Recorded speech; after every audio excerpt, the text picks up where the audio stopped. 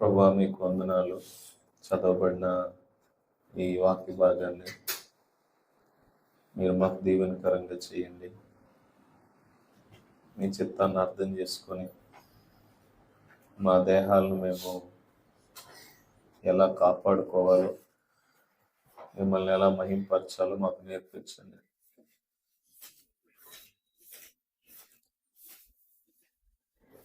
మేము మీ కొరకు ఉన్నామని, మీ కొరకు మాత్రమే ఈ భూమి మీద బ్రతకాలని ఆ గొప్ప తీర్మానాన్ని మా జీవితాల్లో మేము కలిగి ఉండేలాగా ప్రభా ఈ వాక్య భాగాన్ని మా కొరకు మీరు దీవించమని, మహిమ మీరు పొందుకోమని యేసునామాన్ని అడిగి ప్రార్థిస్తున్నాం తండ్రి.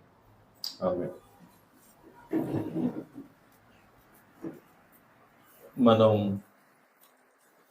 గతించిన కొన్ని వారాలుగా ఈ న్యూ ఇయర్లో స్పిరిచువల్ వార్ఫేర్, ఆత్మీయమైన పోరాటం, ఆత్మ సంబంధమైన పోరాటాన్ని గురించి మనం మాట్లాడుకుంటూ ఉన్నాం. జ్ఞాపకం ఉందనుకుంటాను నేను. 31వ తారీఖు 31 డిసెంబర్ నుంచి యెహోషువ తనతో ఉన్నవారు కానాను కొరకు లేదా కానాను దేశాన్ని జయించడం కొరకు వారు భౌతికమైన పోరాటాన్ని చేశారు. అయితే క్రైస్తవులంగా మనం ఈ లోకంలో విజయాన్ని పొందాలి, సాతానును వాడి తంత్రాలను జయించాలి. కాబట్టి మన పోరాటం ఏంటి అని అంటే ఆత్మీయమైన పోరాటం, అది భౌతికమైన పోరాటం కాదు. సో ఈ ఆత్మీయమైన పోరాటం ఎలాంటిది అనేది చాలా విషయాలు మన ఎఫ్సీలకు రాసిన పత్రికలో మనం మాట్లాడుకున్నాం. సర్వాంగ కవచాన్ని గురించి మనం మాట్లాడుకున్నాం. అందులో ఒక టాపిక్ దగ్గరకు మనం వచ్చాము. అదేంటి అంటే వాక్యం అనే ఖడ్గం.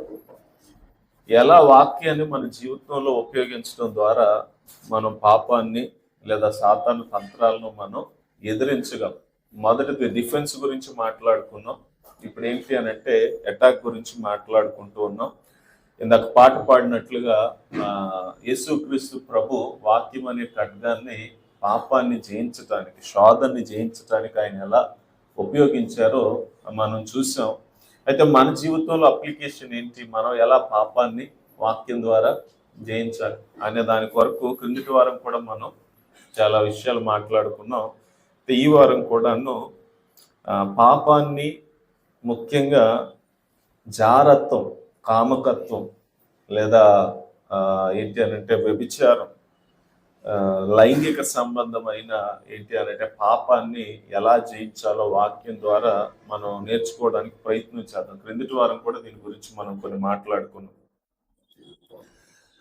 ఈ శోధన నిజానికి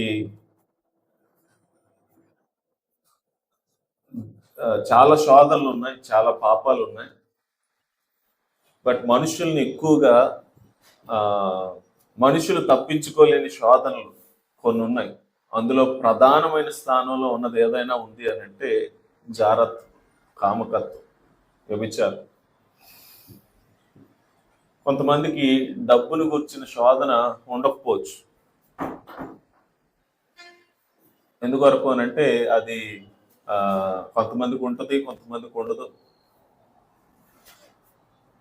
కొంతమందికి అందాన్ని గురించిన శోధన ఉండకపోవచ్చు, ఎందుకంటే అందరికీ అందం ఉండకపోవచ్చు. కాబట్టి అందాన్ని బట్టి కొంతమంది తమను తాము ఏంటి అని అంటే ఇంకొకరికి శోధనగా మార్చుకోలేకపోవచ్చు. వేరు వేరు శోధనలు ఉన్నాయి. 50-50 ఛాన్సెస్, 20-80 ఛాన్సెస్. అంటే ఆ విషయాల్లో మనం శోధించబడచ్చు, శోధించబడకపోవచ్చు. కానీ ప్రతి మనిషి కూడా తప్పకుండా శోధింపబడే ఏరియా ఏదన్నా ఉంది అని అంటే అది జారత్వం, కామకత్వం, వ్యభిచారం. ఈ పాపం భౌతికంగా శరీరాలతో మాత్రమే, అంటే ఒక వ్యక్తితో చేసే పాపం మాత్రమే కాదు. బైబిల్లో చూపుతో అనైతికత లేదా జారత్వాన్ని జరిగించవచ్చు, ఊహలతో జారత్వాన్ని జరిగించవచ్చు, మాటలతో జారత్వాన్ని జరిగించవచ్చు, వినికిడితో జారత్వాన్ని జరిగించవచ్చు, రాతలతో జారత్వాన్ని జరిగించవచ్చు. కాబట్టి ఈ శోధనని జయించటం ఒక మనిషి సామర్థ్యం వలన మాత్రం కాదు. దేవుని వాక్యాన్ని అర్థం చేసుకుంటేనే, దేవుని వాక్యం అనే ఖడ్గాన్ని చేత పట్టుకుంటేనే ఈ పాపాన్ని మనం జయించగలం తప్ప మామూలుగా ఈ పాపాన్ని జయించటం మన వలన కాదు, సాధ్యపడదు. కాబట్టి వాక్యం ఏం చెప్తుంది అని క్రిందటిసారి మీకు గుర్తుందో లేదో సామెతల గ్రంథంలో నుంచి 5వ అధ్యాయం 6వ అధ్యాయంలో నుంచి కొన్ని మాటలు మనం మాట్లాడుకున్నాం. అయితే నూతన నిబంధన గ్రంథంలో పౌలు కొరింథీ అనే ఒక సంఘానికి పత్రిక రాస్తూ ఈ కొరింథు సంఘంలో జారత్వం అనేది ప్రవేశించింది. ఆ పాపం ప్రవేశించిన సంగతి సేవకుడైన ఈ పౌలు గారికి వినిపించి ఆ పాపాన్ని గురించి క్రైస్తవులకు ఉండాల్సిన అవగాహన ఏంటో ఆయన ఇస్తూ ఉన్నాడు. అసలు ఈ పాపం ఏంటి, ఈ పాపం ఎలాంటిది, ఈ పాపం ఎందుకు చేయకూడనిది అనేది మనకి అర్థమైతే తప్ప మనం సాతాను తంత్రాలను మనం ఎదిరించలేం. ఎందుకనంటే సాతాను ఏమంటాడు, ఓన్లీ చూడటమే కదా, ఓన్లీ వినటమే కదా, కేవలం 2 మాటలే కదా, ఒక్క క్షణమే కదా, కాసేపే కదా. కాబట్టి వాడి తంత్రాలను ఈ విషయంలో ఎదిరించాలి అని అంటే అసలు జారత్వం అంటే ఏంటో మనకి అర్థం కావాలి. చూడండి, చాలా మంది లోకంలో అసలు వాళ్ళకి ఇది పెద్ద విషయమే కాదు. ఇదేంటి అని అంటే ఏముందిలే, ఎవడు చేయిందిలే, పెళ్లి చేసుకున్నవాడు, పెళ్లి చేసుకునేవాడు, టీనేజ్లో ఉన్నవాడు, టీనేజ్కి రానివారు, ముసలైపోయిన వారు కూడాను ఇది ఒక పరిపాటి, ఇది ఒక సర్వసాధారణం అందరి జీవితంలో జరిగే ఒక తప్పే. ఒక తప్పు అంటారు దీన్ని, పాపం అని అనరు దీన్ని. Very common. చేస్తే చేశాడా, ఏముందిలే. ఈరోజు సంఘాల్లో కూడా ఇది అలవాటు అయిపోయింది. సంఘాలకు కూడా ఏమై బాధాకరమైన విషయం ఏంటి అని అంటే సంఘంలో కూడా ఈ పాపాన్ని గుర్చిన తీవ్రత లేదంటే ఈ పాపాన్ని గుర్చిన సీరియస్నెస్ లేక సంఘంలో కూడాను ఎవరు చేయట్లేదులేండి, అందరూ చేసేదే అన్నంత చులకనగా ఈ పాపాన్ని చూస్తున్నారు. పౌలు ఈ పాపాన్ని గురించి ఇంచుమించు 12 వచనం నుంచి 20 వచనం వరకు కొన్ని ప్రాముఖ్యమైన విషయాలు రాశాడు. అసలు జారత్వం అంటే ఏంటి, కామకత్వం అంటే ఏంటి, వ్యభిచారం అంటే ఏంటి, ఈ పాపం ఎంత ప్రమాదకరమైందో రాయటం జరిగింది. 12 వచనం 13 వచనం మొదటిగా నేను చదువుతూ ఉన్నాను. అన్నిటి యందు నాకు స్వతంత్రము కలదు గాని అన్నియు చేయదగినవి కావు. అన్నిటి యందు నాకు స్వతంత్రము కలదు గాని నేను దేని చేతను లోపరచబడనొల్లను. భోజన పదార్థములు కడుపునకును కడుపు భోజన పదార్థములకును నియమింపబడి ఉన్నవి. దేవుడు వాటిని నాశనము చేయను. దేహము జారత్వం నిమిత్తము కాదు గాని ప్రభు నిమిత్తమే, ప్రభువు దేహము నిమిత్తమే. మొట్టమొదటి విషయం ఆయన ఏమంటున్నాడు అంటే ఒక ఉదాహరణతో మొదలు పెట్టాడు. ఆ ఉదాహరణ ఏంటి అనంటే కడుపు ఎందుకు ఇచ్చాడు దేవుడు? పొట్ట ఉంది కదా, ఇది దేనికి? తినడానికి, ఆహారాన్ని భుజించడానికి. ఇంకొక పర్పస్ ఏమన్నా ఉందా? ఇంటెస్టైన్, స్టమక్, పేగులు కావచ్చు, డైజెస్టివ్ సిస్టమ్ కావచ్చు.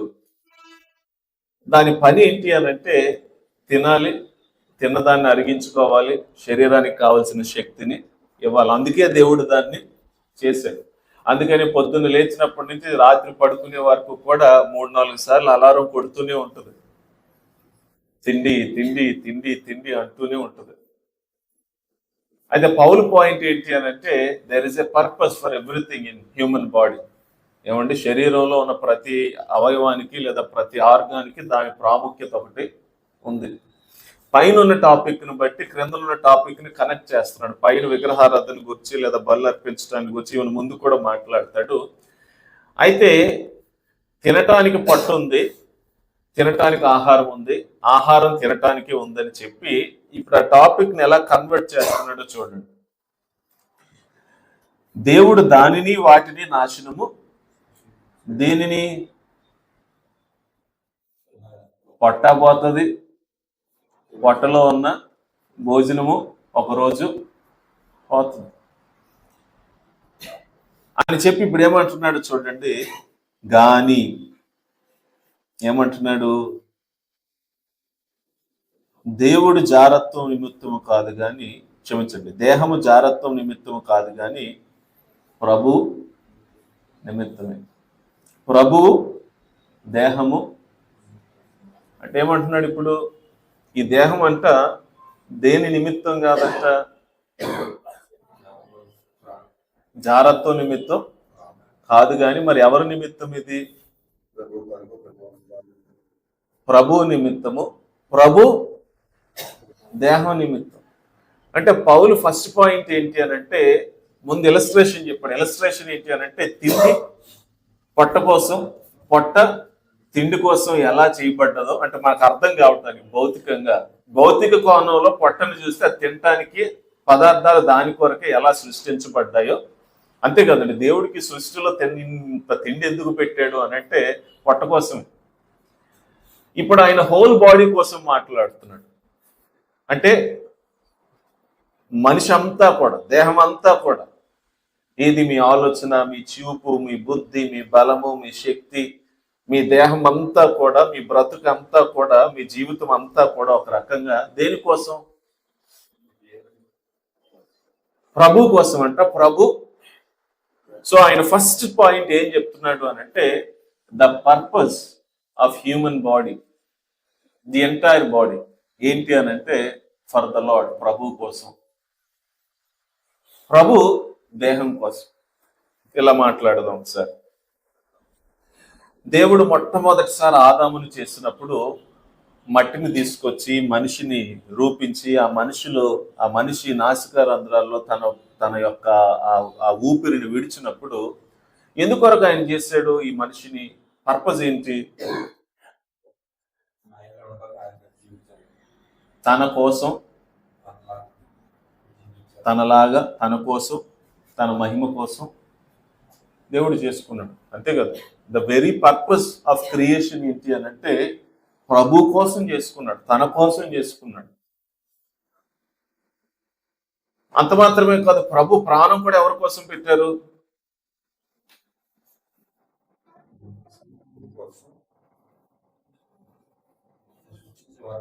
మన కోసమే కదా. సృష్టింపబడిన మన కోసం, మన దేహాల కోసం, మనం నిత్య నాశనానికి, నరకానికి వెళ్ళిపోకూడదనే కదా ప్రభు ఏం చేశాడు? అల్టిమేట్ గా మీరు మాట్లాడుకుంటే ఈక్వేషన్ ఏంటి చెప్పండి? ప్రభు వచ్చాడు, ప్రాణం పెట్టాడు, రక్తాన్ని గార్చాడు, శ్రమ పడ్డాడు, నరకయాతన శిలువ మీద అనుభవించాడు. ఎవరి కోసం? ఇండివిజువల్ గా మాట్లాడుకుంటే నన్ను లేదా నా దేహాన్ని నిత్య నాశనానికి, నరకానికి వెళ్ళిపోకుండానే కదండి. అంటే ప్రభు మనకి ఇచ్చిన వాల్యూ ఏంటో చూడండి. ఈ దేహాన్ని రక్షించటానికి, ఈ ప్రాణాన్ని రక్షించటానికి, నన్ను రక్షించటానికి ఆయన పూర్తిగా తనను తాను అర్పించేసుకున్నాడు. ఎందుకొరకు అని అంటే ఆయనకి ఈ దేహం అంటే లేదా నేనంటే, ఈ మనిషి అంటే ఆయనకి ఏంటి అని అంటే అంత భయం. సో పౌలు పాయింట్ ఏంటి అని అంటే, మీరు చేయబడిందే ఆయన కోసం, ఆయన ఉన్నదే మీకోసం. ఒక రకంగా చెప్పాలంటే ప్రభు మీ కొరకే, ఆయన వచ్చింది మీ కొరకే, జీవించింది మీ కొరకే, తన ప్రాణాన్ని అర్పించింది మీ కొరకే, ఆ సిలువు పైన నరకాన్ని అనుభవించింది మీ కొరకు. ఆయన మీకోసమే ఉన్నట్టుగా చేస్తే మీరెవరి కోసం బ్రతుకుతున్నారు? మీ దేహాలు ఎవరి కొరకు ఉపయోగిస్తున్నారు? అంటే మనం ఏం చేస్తున్నాం తెలుసండి? జారత్వం అంటే అది సింపుల్గా ఒక చిన్న పాపం కాదు, చిన్న తప్పు కాదు. మనం ఏం చేస్తున్నాము అని అంటే we're missing the very purpose of God.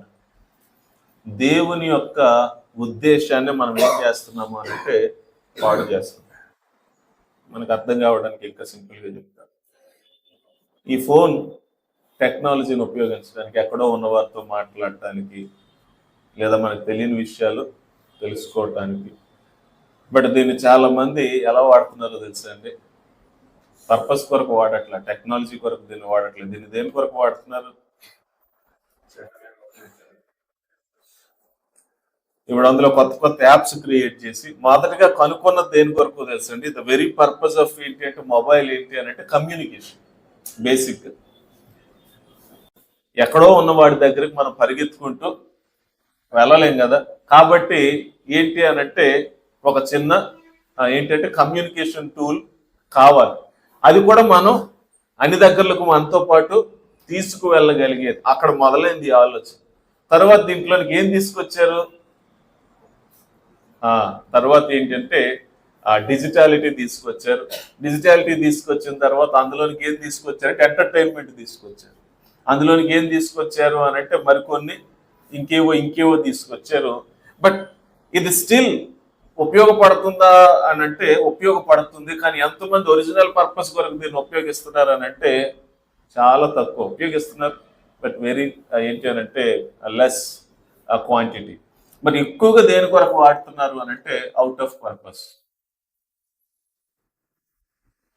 జారత్వం అనేది సింపుల్ గా చెప్పాలి అని అంటే దేవుని దృష్టిలో ఏంటి అని అంటే మీరు ఎందుకు చేయబడ్డారో అందుకొరకు మీరు బ్రతుకుతుంది. మీరు ఎలా బ్రతుకుతున్నారు అని అంటే you are missing the point, you are missing your purpose.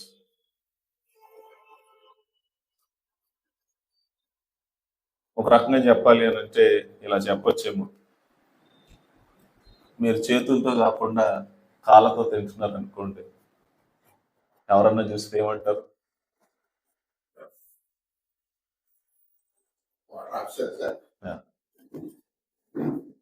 మీరు చేతులతో కాకుండా కాళ్ళతో తింటున్నారు అనుకోండి, ఎవరైనా ఏమంటారు?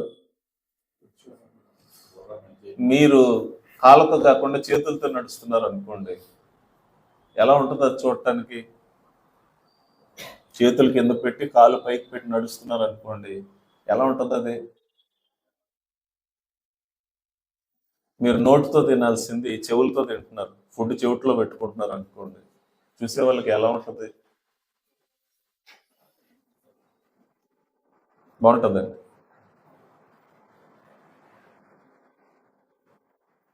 అంటే ఆఫ్టర్ ఆల్ మన శరీరంలో కాళ్ళను నడవాలి, చేతులతో పని చేయాలి, నోటితో తినాలి, వాటికి ఒక పర్పస్ ఉంది. అవి అలా ఉంటేనే అందం ఉపయోగకరం.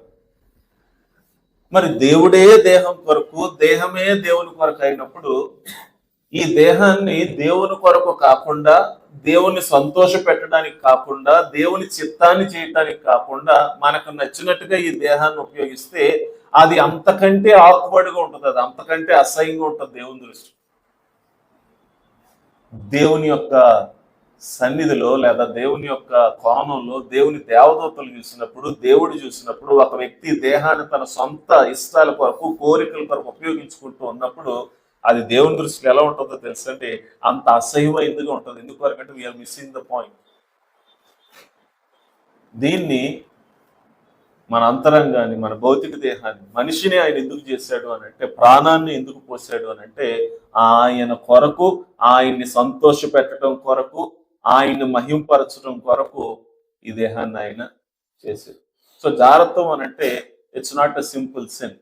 ఎందుకంటే ఈ దేహాన్ని మనం దేని కొరకు వాడుతున్నాం?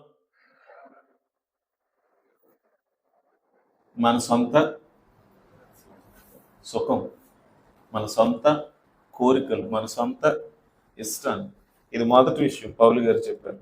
కాబట్టి ఈ మాట అండర్లైన్ చేసుకోండి. 11వ వచనంలో సాతాను మనల్ని శోధించినప్పుడు మనం జ్ఞాపకం చేసుకోవాల్సిన విషయం, లేదా మనం మనతో చెప్పుకోవాల్సిన విషయం, మన ఆలోచనలు పుట్టినప్పుడు లేదా మన ఊహలు పుట్టినప్పుడు మనం చెప్పాల్సిన విషయం ఏంటో తెలుసండి. ఈ మాట అండర్లైన్ చేసుకోండి.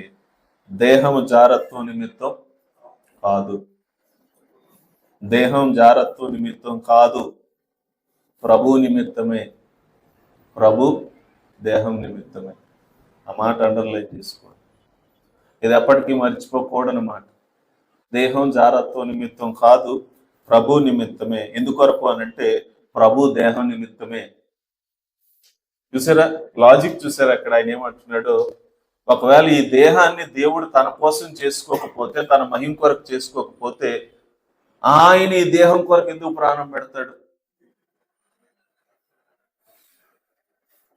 తన ప్రాణాన్ని కూడా లెక్క చేయకుండా ఈ మనిషిని రక్షించాలని, ఈ దేహం కొరకే కదా ఆయన పరలోకాన్ని దిగొచ్చింది. ఇండివిజువల్ గా మాట్లాడుకుంటే ఈ దేహాలను రక్షించడానికే కదా, విడిపించడానికే కదా. రెండో విషయం 14 వచ్చింది. దేవుడు ప్రభువుని లేపెను, మనల్ని కూడా తన శక్తి వలన లేపెను. ఇప్పుడు ఏమంటున్నాడు అనంటే ద రిజరక్షన్. దేవుడు ఒకరోజు పునరుత్థానంలో ఆయన చేయబోయే పని ఏంటో తెలుసండి, మన దేహాలను తిరిగి రిజరెక్ట్ చేస్తాడు కదా. చాలా మందికి ఈ విషయం అర్థం కాదు.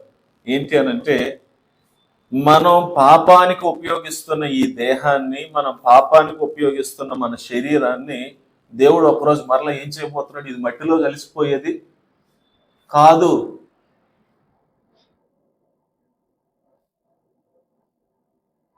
చాలాసార్లు మనకున్న ఆలోచన ఏంటి అనంటే నేను చూస్తాను, నేను వింటాను, నేను మాట్లాడతాను, నాకు నచ్చినట్టుగా నా జీవితాన్ని నేను ఈ శరీరంతో పాపాన్ని చేసేస్తాను, తరువాత ఒకరోజు చనిపోతే ఈ దేహం ఏమైపోద్ది, మట్టిలో కలిసిపోద్దని మనం అనుకుంటున్నాం. బట్ మీకు తెలుసా, ఇదే దేహాన్ని దేవుడు మరలా తిరిగి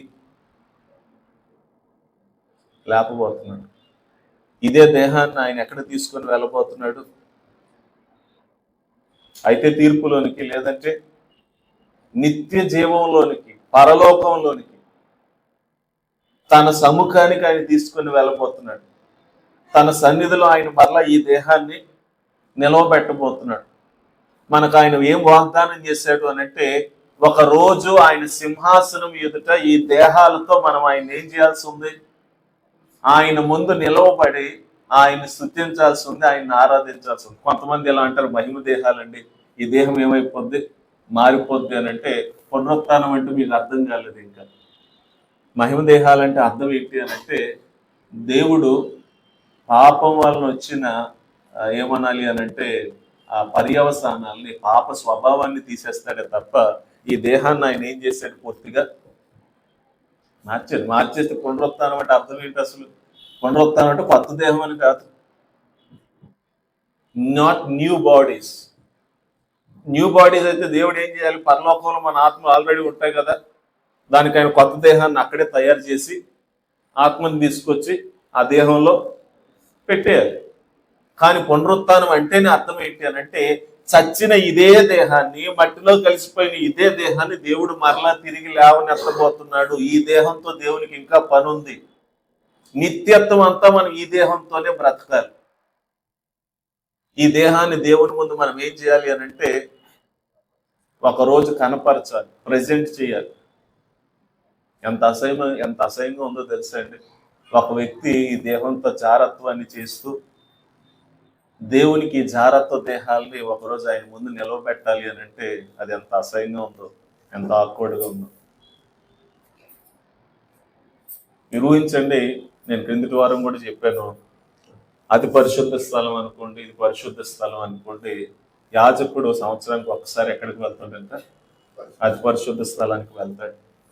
వెళ్ళినప్పుడు ఆ వెళ్ళటానికి మునుపు నుంచే, కొన్ని రోజుల నుంచే తను ప్రత్యేకపరుచుకొని, తన కుటుంబం నుంచి ప్రత్యేకపరుచుకొని, మందిరం దగ్గర ఒక గది తీసుకొని ఆ గదిలో ఉండి స్నానాలు చేసుకొని, శుద్ధి చేసుకొని, పవిత్రంగా ఉంటూ మంచి బట్టలు ధరించుకొని ఆ బలి అర్పణ అర్పించి భక్తితో లోపలికి వెళ్ళాలి. చిన్న తేడా వచ్చినా కూడా ఏంటి అని అంటే లోపల ఉన్నాడు, బయటికి అంటే దేవుని సన్నిధి ఎంత వాల్యుబుల్గా, ఎంత హోలీగా, లేకపోతే ఎంత ప్రత్యేకంగా పాత నిబంధన గ్రంథంలో ఎంచబడిందో ఆ కాన్సెప్ట్ మనకు తెలియట్లేదు.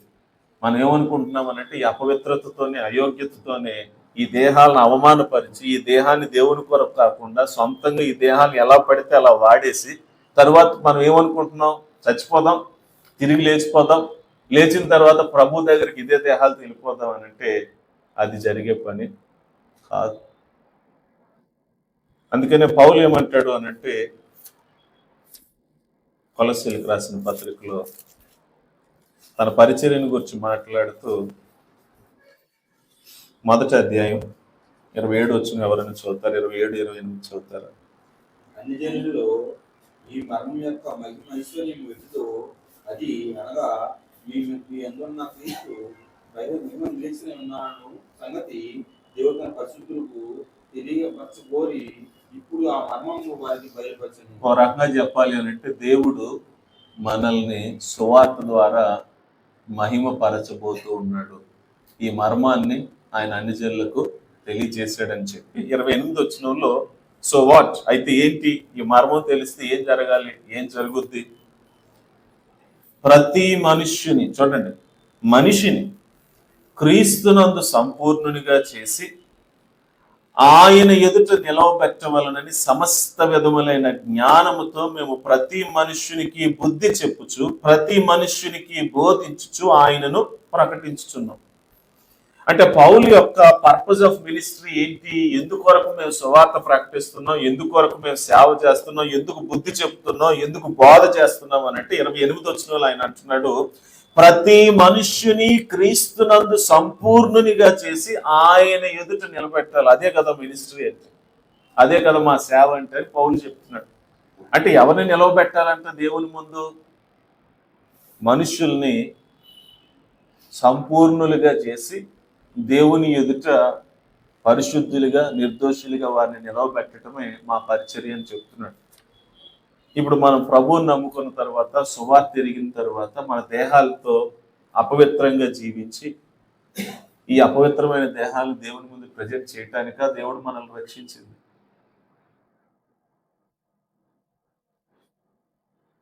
కాబట్టి రెండో విషయం ఏంటి అని అంటే, మోసపోవద్దు. దేవుడి దేహాలను మరలా తిరిగి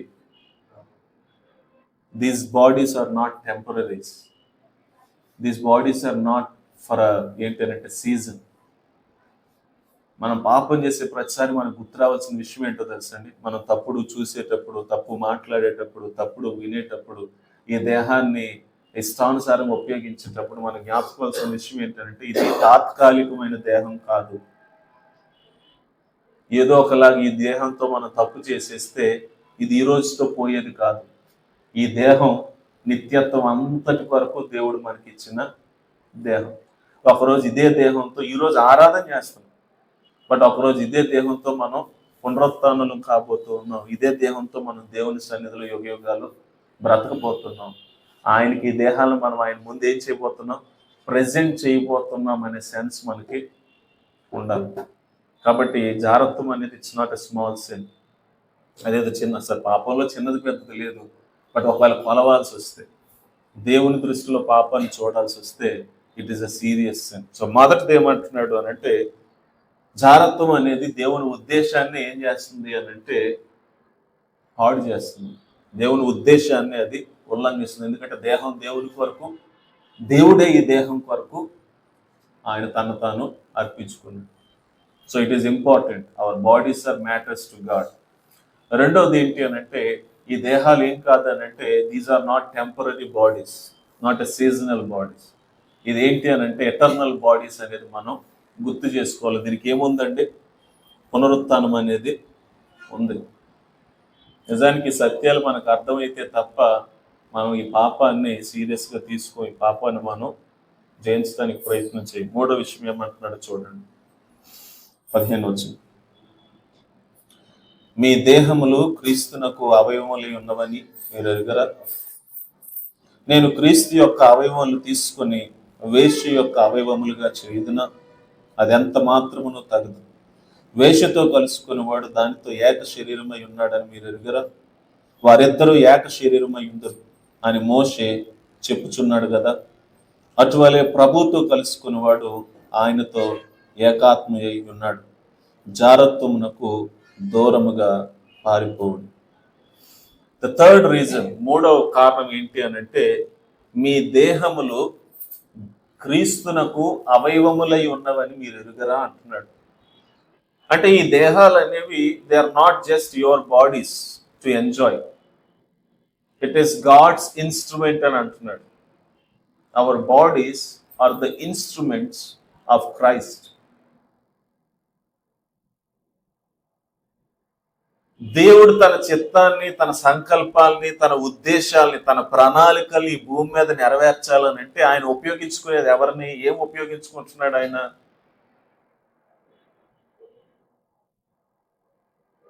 దేవుడు ఉపయోగించుకునే ఇన్స్ట్రుమెంట్. ఇప్పుడు నాకు మైక్, నేను అందరితో మాట్లాడాలనుకోండి, నాకేం కావాలి? ఇది ఒక ఇన్స్ట్రుమెంట్. నేను ఇది లేకపోతే 100 మందితో 1000 మందితో నేను దీనితో, ఇది లేకుండా నేను మాట్లాడు. ఇది నాకేం కావాలి? ఒక ఇన్స్ట్రుమెంట్. బైబిల్ పెట్టుకోవడానికి ఇది నాకు ఒక ఇన్స్ట్రుమెంట్. కూర్చోడానికి మీకు అదొక ఇన్స్ట్రుమెంట్. ఇవన్నీ మనకు అవసరం, కొని తెచ్చుకున్నాం, మనం కావాలని తెచ్చుకున్నాం. తెచ్చుకున్న తర్వాత ఇది సరిగ్గా పనిచేయట్లేదు అనుకోండి, ఇది ఇంకెందుకు నాకు. ఫ్యాన్ ఒక ఇన్స్ట్రుమెంట్, ఆ లైట్ ఒక ఇన్స్ట్రుమెంట్ చూడటానికి. ఇదేంటి అని అంటే నా శరీరాన్ని చల్లగా ఉంచుకోవడానికి నేను తెచ్చుకున్న, ఖర్చు పెట్టి సంపాదించుకున్న ఇన్స్ట్రుమెంట్స్. పౌలు ఏమంటున్నాడు అని అంటే మీ దేహాలు క్రీస్తు వలన మీకు అనుగ్రహింపబడి తన రక్తాన్ని ఇచ్చి ప్రాణాన్ని పెట్టి తన కొరకు కొనుక్కున్న ఇన్స్ట్రుమెంట్స్. యువర్ ఇన్స్ట్రుమెంట్ అనే విషయాన్ని పౌలు జ్ఞాపకం చేస్తున్నాడు. ఇప్పుడు ఈ సాధనం పాడైపోతే, ఈ సాధనం అనేది ఆయన ఇన్స్ట్రుమెంట్ గా ఉండాల్సిన ఇది మనకు నచ్చినట్టుగా మనం జీవిస్తే మనం ఏం చేస్తున్నట్టు? ఆయనకు ఉపయోగపడట్లేదు. ఆయనకు ఉపయోగపడకపోవటం అంటే అర్థం ఏంటో తెలుసండి. అగైన్ మనం చేస్తున్నది ఏంటి అని అంటే ఆయన చిత్తాన్ని, ఆయన యొక్క పనిని, ఆయన యొక్క ప్రణాళికల్ని మనం ఏం చేస్తున్నామో తెలుసండి, పాడు చేస్తున్నాం. It's not just sin, it's not just sin. దేవుని ప్రణాళికలను పాడు చేస్తున్నాం, దేవుని పనిని పాడు చేస్తున్నాం, దేవుని కార్యాలను మనం పాడు చేస్తున్నాం.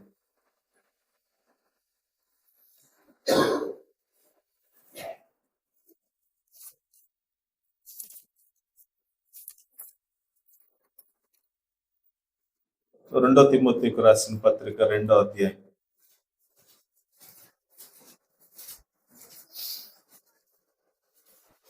20వ వచనంలో పౌలు ఇలా అంటాడు. 2వ అధ్యాయం 2 తిమోతికి రాసిన పత్రిక 2వ అధ్యాయం 20వ వచనం.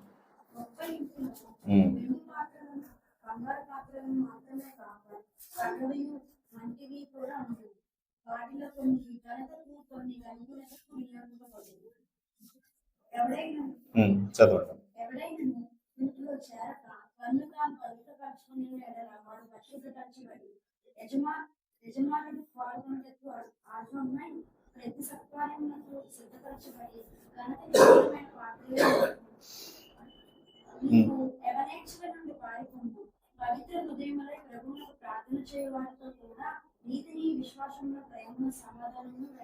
చాలండి. పౌలు ఇక్కడ ఏమంటున్నాడు అని అంటే పాత్రల గురించి మాట్లాడుతున్నాడు, వెజల్స్.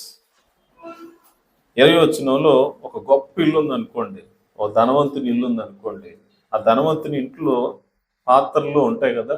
ఎలాంటి పాత్రలు అంట? వెండి ఉంటాయి, బంగారం ఉంటాయి.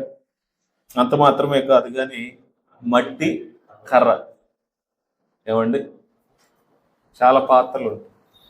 యజమానుడు ఏ పాత్రను వాడుకుంటాడు? మట్టి పాత్రలు ఉంటాయి, కర్ర పాత్రలు ఉంటాయి, వెండి పాత్రలు ఉంటాయి, బంగారు పాత్రలు ఉంటాయి.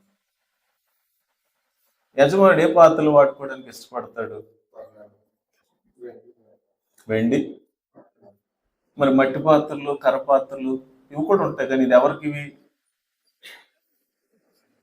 ఇంట్లో పనివారికో, లేదంటే పశువులకో, మరొకదానికో వాడతారు, అంతే కదా. యజమాని టేబుల్ మీద ఉండేది మాత్రం ఏంటి?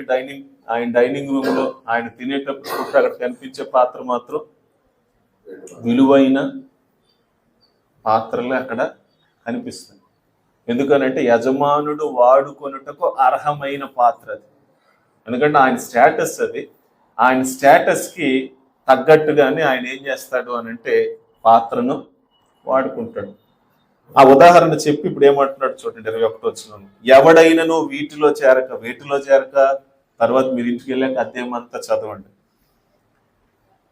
అయోగ్యమైన, అపవిత్రమైన కార్యాల్లో చేరక, తన దేహాన్ని తాను అపవిత్రపరుచుకోక, వీటిలో చేరక తనను తాను ఏం చేసుకునేవాడంట?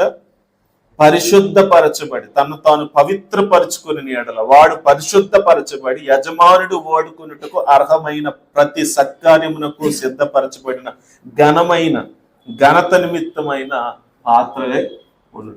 అంటే దేవుడు మనల్ని ఇన్స్ట్రుమెంట్స్ గా చేశాడు.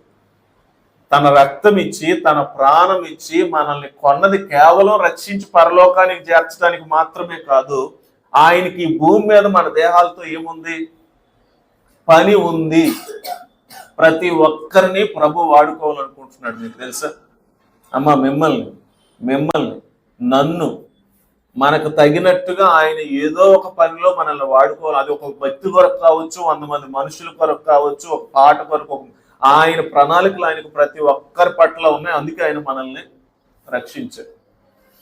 నో బిలీవర్, ఎలాంటి అంటే నాకు తెలిసి దేవుడు వాడుకొని విశ్వాసి అంటూ ఈ భూమి మీద ఉండడు. ప్రతి ఒక్కరిని వాడుకోవడానికి ఆయన రక్షించాడు. కానీ ఆయన ఎవరిని వాడుకుంటాడో తెలుసండి, అందరినీ వాడుకోడు. ఆయన వాడుకోవడానికి ఒక కండిషన్ ఉంది. ఆ కండిషన్ ఏంటో తెలుసండి, పవిత్రమైన పరిశుద్ధపరచబడిన పాత్రని ఆయన వాడుకుంటాడు. ఆయనకు అర్హమైన పాత్రని ఆయన వాడుకుంటాడు. మనమే సింక్లో ఉన్న గిన్నె తీసి తినేస్తామని చెప్పండి, తింటామమ్మా. సింక్లో గిన్నె ఉందనుకోండి, దాన్ని తీసి సబ్బు పెట్టి కడిగి నీట్గా చేసి ఆరబెట్టి మళ్ళీ వాడేటప్పుడు మరి కొంచెం నీళ్ళు వేసి దాన్ని కడిగి క్రింద పడేసి అప్పుడు అన్నం వేసుకుని తింటాం. మనకే ఎంత శుభ్రం తిండి తినేటప్పుడు. కొంతమంది వేడి నీళ్ళు వేసి ఇలా కడిగి పక్కన పడేసి అప్పుడు అందులో అన్నం పెట్టుకొని తింటారు. దేవుడు ఎవరిని పడితే వాళ్ళని వాడుకుంటాడు? వాడుకోడు, ఖచ్చితంగా వాడుకోడు. ఆయనకు కావాల్సింది ఏంటి అంటే ఘనమైన, పవిత్రమైన, పరిశుద్ధమైన పాత్ర. సో మూడో విషయం, ఎందుకు జారత్వం మనకు తగదు అని అంటే దేవుడు మనల్ని వాడుకోవాలి కాబట్టి. వాడుకోవడానికే ప్రభు మనం. అందుకే మనం ఎవరం అనంటే క్రీస్తుకు మనము అవయవములమై ఉన్నాం, మర్చిపోవద్దు. ఆయనకు మనం కొంతమంది చెయ్యి, కొంతమంది కాలు, కొంతమందికి ఆయన చూపు, కొంతమందికి ఆయన వినికిడి. మన ద్వారా చూడాలి, మన ద్వారా వినాలి, మన ద్వారా పనిచేయాలి. సమాజంలో ఈ లోకంలో యేసుక్రీస్తు ప్రభు పని చేస్తే అది సంఘం ద్వారానే, మీ ద్వారానే, నా ద్వారానే ఆయన పనిచేస్తాడు. ఆయనకి ఇంకొక ఇన్స్ట్రుమెంట్ లేదు, ఆయనకి ఇంకొక మీన్స్ లేదు. మీరే, నేనే యేసుక్రీస్తు ప్రభు ఈ భూమి మీద పనిచేయటానికి సాధనాలు. మరి ఈ సాధనాలు పౌలు ఎలాంటి మాటలు అంటున్నాడో తెలుసండి, మీ దేహములు క్రీస్తునకు అవయవములై ఉన్నామని మీరు ఎరుగరా? నేను క్రీస్తు యొక్క అవయవములను తీసుకుని వేశ్య యొక్క అవయవములుగా చేయుదునా? ఒక వ్యక్తి వ్యభిచారం చేస్తున్నాడంటే అర్థం ఏంటి? మీరు ఎవరికి ఇన్స్ట్రుమెంట్ గా పనిచేస్తున్నారు?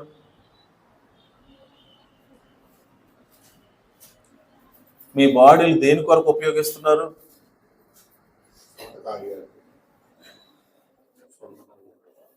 పౌలేమంటున్నాడు తెలుసండి, అది ఎంత మాత్రం నువ్వు తగదు. వేషతో కలుసుకున్నవాడు దానితో ఏక శరీరమై ఉన్నాడని మీరు ఎరుగురా? వారిద్దరూ ఏక శరీరమై ఉందరని మోషే చెప్తున్నాడు. ఒక రకంగా అది ఎంత అసహ్యంగా ఉందంటే దేవుని దృష్టిలో దేవుడు తన కొరకు మనల్ని చేసుకొని నిత్య దేహాలను మనకిచ్చి ఈ దేహాల కొరకు ప్రాణం పెడితే ఇప్పుడు ఈ దేహాలను వాడుకుందామని పట్టుకుందాం అనుకుంటే ఆ దేహాలు దేనితో మిళితమైపోయాయో తెలుసండి, వేశ్యాతత్వంతో మిళితమైపోయాడు. అది ఎవరు ముట్టుకుంటారు? ఎంగిల్ చేసింది ఎవరు తింటారు? దేవుడు వాడుకుందాం అనేసరికి వారిద్దరు ఏక శరీరం. ఎందుకంటే మనిషి చేసే ప్రతి పాపం కూడా దేహానికి బయట చేస్తాడు, బట్ మనిషి చేసే వ్యభిచార పాపం మాత్రం దేహంతో చేస్తాడు. మనసుతో, కళ్ళతో, ఊహలతో, శరీరంతో. అది వాడి శరీరంలో కలిసిపోయింది. మీ దేహాన్ని మీరు అపవిత్రపరుచుకున్నారు కాబట్టి ఇప్పుడు అందులో ముట్టుకోవడానికి కానీ దాన్ని వాడుకోవడానికి కానీ దేహం అంతా అపవిత్రత కనిపిస్తుంది ఆయనకి. దేవుడు అపవిత్రతతో మిళితమైన మనల్ని వాడుకోడు. There is no doubt about it. వాడుకుంటాడని మాత్రం అనుకోడు. కాబట్టి ఈ పాపం it's not just a sin, it's more than a sin. 17 వచ్చింది. 3 విషయాలు చెప్పాను. మొదటిది, జారత్వం ఎందుకు పాపం అనంటే, ఎందుకు అది భయంకరమైన పాపం అనంటే మనం ఎందుకొరకు చేయబడ్డామో అందుకొరకు బ్రతకట్లేదు. రెండవది, జారత్వం ఎందుకు భయంకరమైన పాపం అనంటే సెకండ్ రీజన్ ఆయన ఏమంటున్నాడండి, మీ దేహాలు మరలా తిరిగి లేస్తాయి. తాత్కాలికమైన దేహాలు ఇవి కావు, ఇవి నిత్యమైన దేహాలు. దేవుని ముందు ఒకరోజు ఈ దేహాలతోనే మనం నిలవబడాలి. కాబట్టి దీన్ని మీరు అపవిత్రపరచుకోదు. మూడవ రీజన్ ఏమంటున్నట్టు, మీ దేహాలు దేవునికి సాధనాలు. దేవుడు వాడుకోవటానికి మనం సాధనాలు. కానీ జారత్వం మనల్ని ఏం చేస్తుందో తెలుసండి, దేవుని కొరకు ఉపయోగపడేలాగా చేయదు. మరి ఎవరికి ఉపయోగపడేలా చేస్తుంది తెలుసండి? సాతానికి సాధనాలుగా చేస్తుంది. 4వ విషయం 17 అటువలే ప్రభుతో కలుసుకున్నవాడు ఆయనతో ఏకాత్మై ఉన్నాడు. జారత్వమునకు దూరంగా పారిపోవుడు. మనుష్యుడు చేయి ప్రతి పాపమును దేహమునకు వెలుపల ఉన్నది గాని జారత్వం చేయవాడు తన సొంత శరీరమునకు హానికరముగా పాపం చేయుచున్నాడు.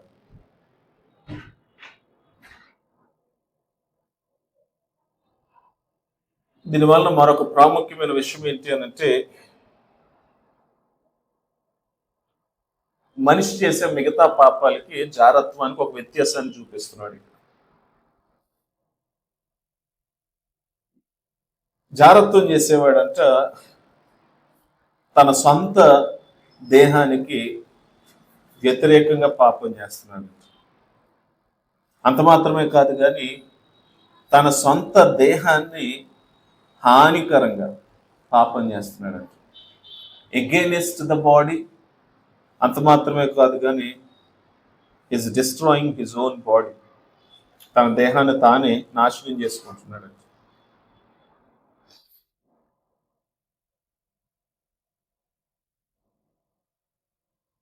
ఇక్కడ ఉపయోగించబడిన టెర్మినాలజీ మీరు చూస్తే 18 ఆయన ఏమంటున్నాడో తెలుసండి? జారత్వానికి దూరంగా.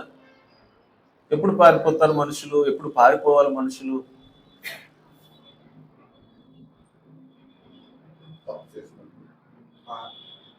తప్పు చేసినప్పుడు. ప్రమాదం. మనిషి ఎప్పుడు పరిగెడతాడో తెలుసండి? సాధారణ దాన్ని ఏమంటారు? రిఫ్లెక్స్ అని అంటారు. బాడీ రిఫ్లెక్సెస్ అని అంటారు. మామూలుగా మీరు ఎలా నిలబడ్డారు, ఇక్కడ ఏదో చిన్నది కాలింది, అదేంటో మీకు తెలియదు, సురుకు ఉంది అనుకోండి, వెంటనే మీరు ఏం చేస్తారు? భయపడతాం, చెయ్యి ఇలా తీసేస్తాం కదా. ఎవరన్నా పాము అని అన్నారు అనుకోండి, వెంటనే ఏం చేస్తాం? అక్కడి నుంచి ఎక్కడుందో తెలియదు, ఏంటో తెలియదు, ఉన్న పాటున టక్కుమని లేచి పరిగెడతాం.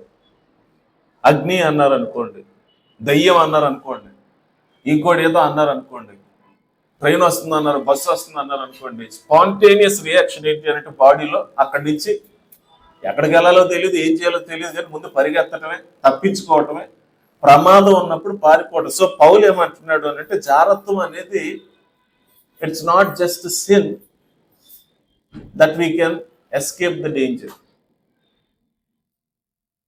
అంటే ఇదేదో తప్పించుకుని లేకపోతే పర్వాలేదు అనుకునే పాపం ఏమీ కాదు. మీ సొంత దేహాలకు మీరే వ్యతిరేకంగా పని చేస్తూ మీ దేహాలను పాడు చేసుకునే పాపం ఇది. నా దేహాన్ని పాడు చేసుకునే పాపం. అనదర్ వర్డ్స్, అడల్టరీ లేదా ఫార్నికేషన్ అనేది ఈజ్ అ సూసైడ్.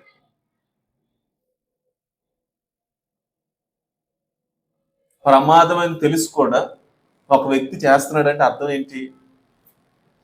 విషం ప్రమాదకరమైంది. మనిషి తీసుకుంటున్నాడంటే అర్థం ఏంటి?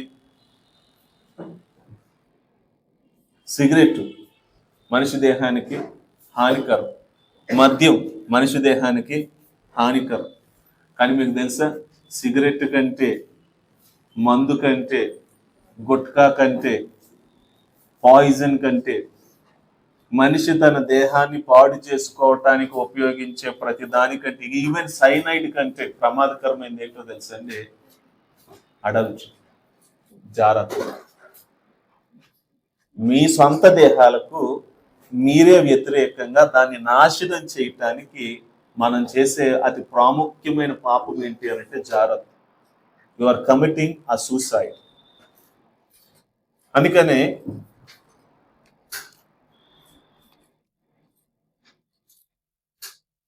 సామెతల గ్రంథంలో క్రిందటిసారి మీకు జ్ఞాపకం చేశాను ఈ మాటలు.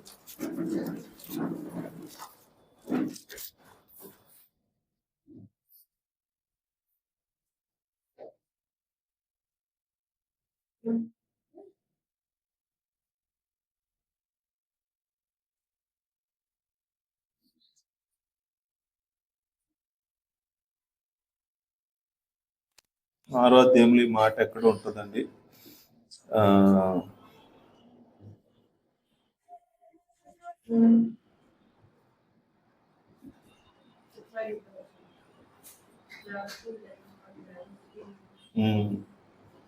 తర్వాత తన ఒడిలో నిప్పులు వేసుకొని కాలినవాడు ఎవడనే మాట ఉంటుంది. అది ఎక్కడ ఉందంటే 6వ అధ్యాయంలో నాకు జ్ఞాపకం ఉంది. చదువుతారమ్మా 20 ఇప్పుడు తన ఒడిలో 27.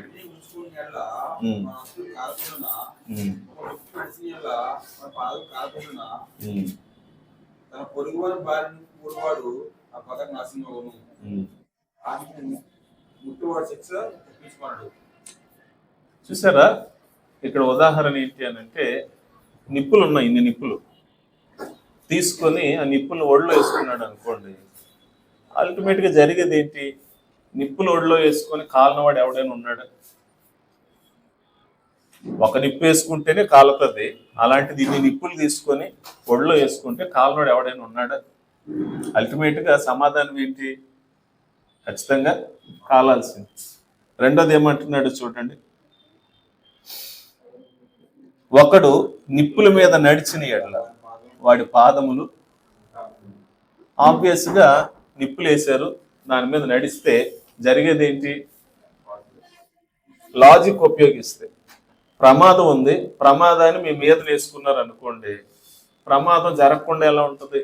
ప్రమాదం ఉంది, ఆ ప్రమాదం గుండా మీరు నడుస్తున్నారు అనుకోండి, ఎఫెక్ట్ అవ్వకుండా ఎలా ఉంటుంది? ఇప్పుడు ఏమంటున్నాడు అనంటే, ఈ ఉదాహరణ ఎందుకు చెప్తున్నాడు? తన పొరుగు అని భార్య అంటే మీది కాని వారిని, దేవుడు మీ కొరకు నిర్ణయించిన వారిని, మీ భర్త కాకపోవచ్చు, మీ భార్య కాకపోవచ్చు, లేకపోతే ఏంటి అని అంటే మీరు ఇంకా పెళ్లి కాకపోతే మీ భవిష్యత్తు భార్య కాకుండా, లేదా మీ భవిష్యత్తు భర్త కాకుండా, దేవుడు ఒక పురుషుని ఒక స్త్రీ కొరకు, ఒక స్త్రీని ఒక పురుషుని కొరకు మాత్రమే నిర్మిస్తే ఆ పురుషుని ఆ స్త్రీని విడిచిపెట్టి మనం ఇంకొకరి వైపు చూస్తున్నామంటేనే, ఇంకొకరిని ఆశిస్తున్నామంటేనే దాని అర్థం ఏంటి అని అంటే 28 వచనం ప్రకారం, 29 వచనం ప్రకారం తన పొరుగు అని భార్యను కూడువాడు లేదా ఆశించిన వాడు ఆ ప్రకారమే నాశనమగును. There is no escape. ఎస్కేప్కి త్రావ లేదు. చాలాసార్లు ఏమనుకుంటున్నారంటే ఇది అందరూ చేసే పాపమే, ఇది అందరూ చేసే పాపం కాబట్టి ఈ పాపం చాలా చిన్నది, తప్పు కాదు, చూసేవచ్చు, వినేవచ్చు, ఊహించుకోవచ్చు, లేదా ఇది పాపాన్ని చేసేవచ్చు, దేవుడికి క్షమిస్తాడులే అని దేవుని కృపను చాలా మంది నిరర్థకం చేస్తున్నారు. బట్ మర్చిపోవద్దు, ఈ పాపం యొక్క లక్షణం ఏంటి అనంటే, దీని తత్వం ఏంటి అనంటే నాశనం చేయటమే. There is a danger in this sin. You are committing a suicide. జారత్వం చేస్తున్న ప్రతిసారి ఈ విషయాన్ని మీరు మర్చిపోవద్దు. మీరేం చేస్తున్నారు? మీకు మీరే నాశనాన్ని తెచ్చుకుంటున్నారు, మీకు మీరే నష్టాన్ని తెచ్చుకుంటున్నారు, మీకు మీరే కష్టాలను తెచ్చుకుంటున్నారు. చాలా విషయాలు రాయబడ్డాయి. మీకు మీరే ప్రమాదాన్ని కొని తెచ్చుకుంటున్నారు. నాకు ప్రమాదం కావాలి, నాకు ప్రమాదం అవసరం, నేను ప్రమాదంలో ఉంటాను, ప్రమాదాన్ని నా మీద వేసుకుంటాను, ప్రమాదంలో నేను నడుస్తాను, నాశనమే నాకు ఇష్టమని మనం ఇండైరెక్ట్గా ఏం చేస్తామంటే దేవుని అడుగుతున్నాం, ప్రభువా నాకు నాశనం ఇష్టమని ప్రభువుని చెప్తున్నాం మనం. అందుకని ఆయన అన్నాడు, ఏమన్నాడు అన్నట్టు 18 వచనంలో, జారత్వానికి దూరంగా పారిపోడు, మనుషుడు చే ప్రతి పాపమును దేహంనకు వెలుపల ఉన్నది కానీ జారత్వం చేయవాడు తన సొంత దేహంనకు హానికరంగా, తన సొంత దేహానికి హానికరంగా పాపం చేయుచున్నాడు. మీ దేహానికి మీరే హాని చేసుకుంటున్నారు, మీ దేహాన్ని మీరే పాడు చేసుకుంటున్నారు. 4 విషయాలు ఎందుకు ఈ పాపం భయంకరమైందో, వాక్యం దీన్ని ఎందుకు ఖండిస్తుందని అంటే, ఎందుకు ఈ హాని ఎవరు చేస్తారు? ప్రకటన గ్రంథం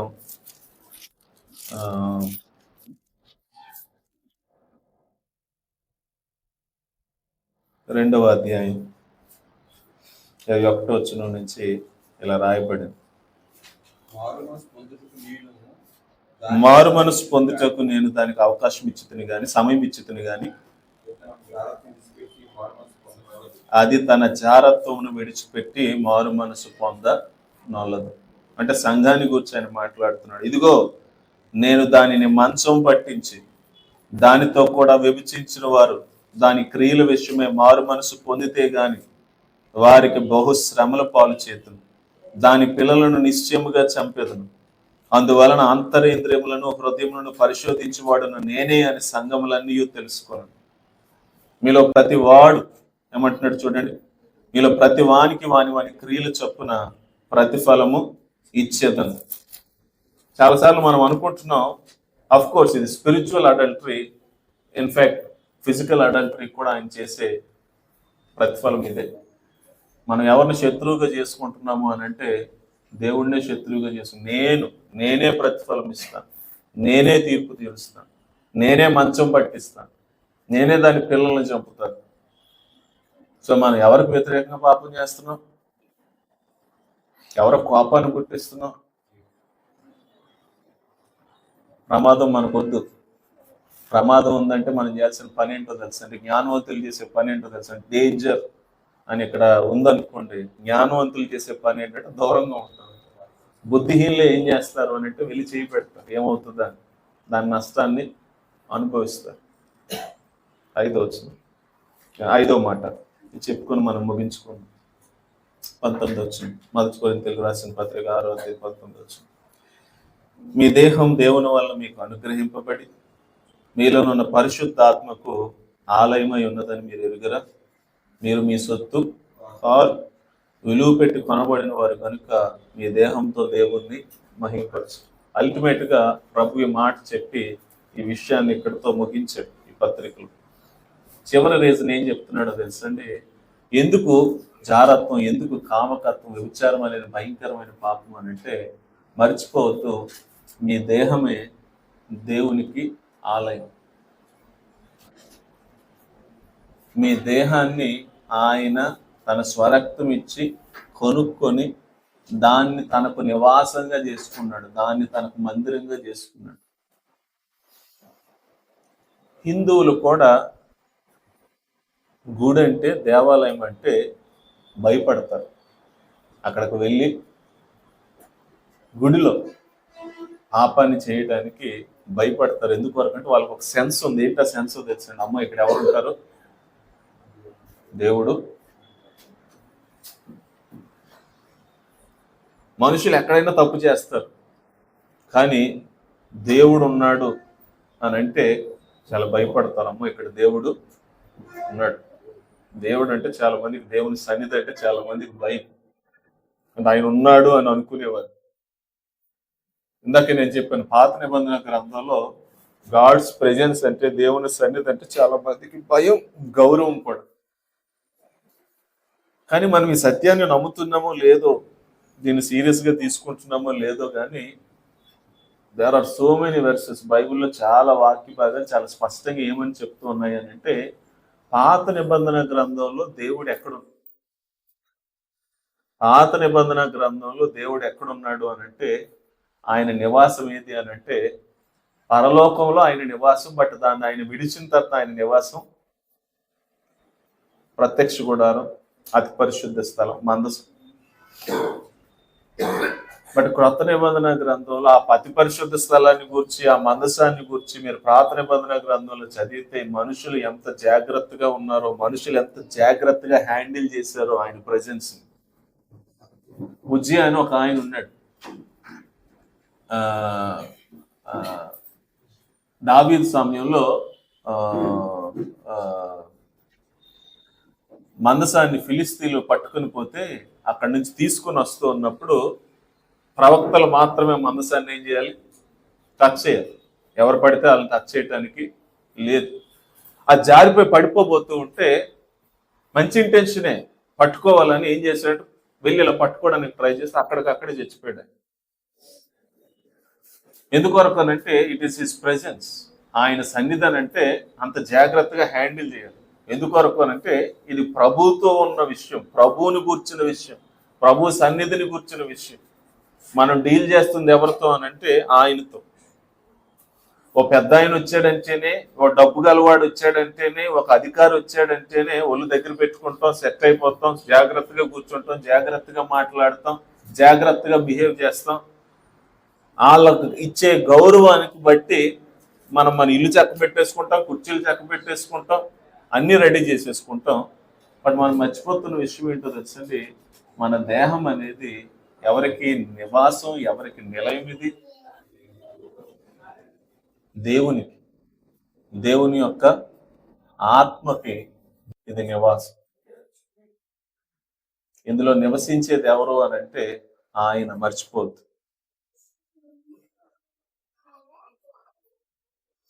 దీన్ని ఎలా పడితే వాళ్ళ వాడుతున్నాం అని అంటే మనం ఎవరు ఇల్లు పాడు చేస్తున్నాం, ఎవరి సన్నిధిని మనం డిస్టర్బ్ చేస్తున్నాం. చాలాసార్లు మనకి సెన్స్ ఉండదు, మనం మర్చిపోతున్నాం. ఇది దేవుని నివాసం అని, ఇందులో దేవుడు నివసిస్తున్నాడని, ఇది ఆయన సన్నిధికి ఆయన ఏర్పాటు చేసుకున్న స్థలం అని మర్చిపోయి ఇది నాదే అన్నట్టుగా మనం పాపాన్ని చేస్తున్నాం. ఆయన సన్నిధి, ఆయన వెరీ ప్రెజెన్స్ ఎక్కడుందో తెలుసండి? పరలోకంలో కాదు, అఫ్ కోర్స్ అక్కడ ఉంది. బట్ హిస్ వెరీ ప్రెజెన్స్ ఎక్కడుంది అని అంటే ఇనస్, మనలో ఉంది, మనతో ఉంది. ఒక రకంగా చెప్పాలంటే వీఆర్ క్యారీయింగ్ హిస్ ప్రెజెన్స్. మనమే మందసం.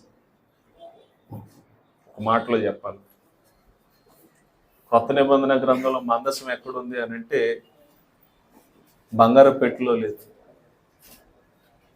మీరే మందసం, మీరు దేవుని మందసం, మీరు దేవుని మందసం, మీరు దేవుని మందసం. ఈ మందసాన్ని క్యారీ చేసేటప్పుడు ఎంత జాగ్రత్తగా క్యారీ చేయాలి, ఆ సెన్స్, ఆ సీరియస్నెస్ మనకు ఉండాలి. సో 5 రీజన్స్ ఆయన చెప్పాడు. మొదటిది, మీ దేహాలు దేవుని కొరకు చేయబడ్డాయి, అందుకే ఆయన మీ కొరకు ప్రాణాన్ని పెట్టాడు. It matters to God. రెండవది, మీ దేహాలు అవి నిత్యము ఉండబోయే దేహాలు. దేవుని ఎదుటి తిరిగి లేపబోతున్నాడు దేవుడు. వీటిని వదిలేసే ఒక తాత్కాలికమైన ఒక ఈరోజు ఏదో మనకు నచ్చినట్టుగా వాడేసుకొని తర్వాత డిస్పోజ్ చేసేటానికి, these are not disposable, they are eternal. మూడో విషయం ఏమంటున్నాడు అనంటే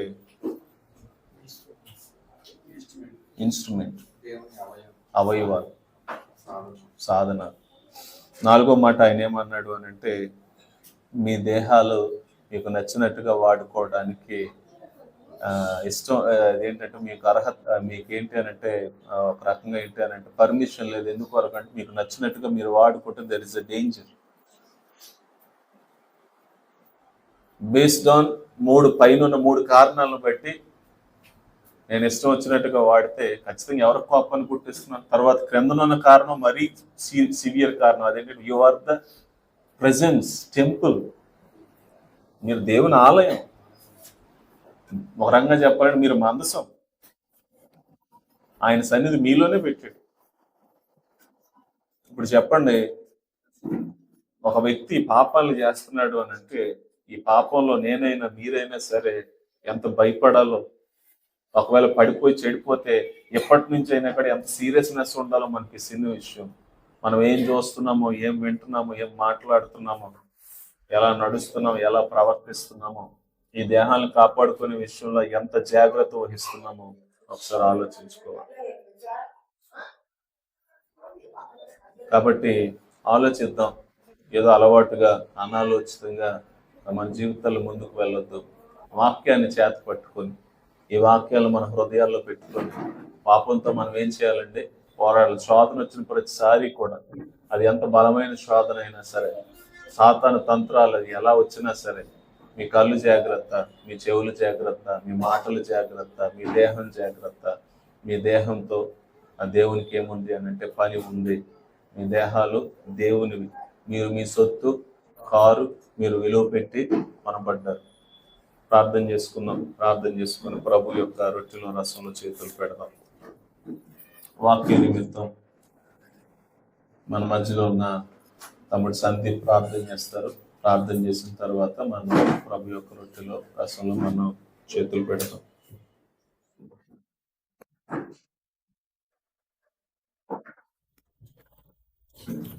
ప్రభువా మా తండ్రి,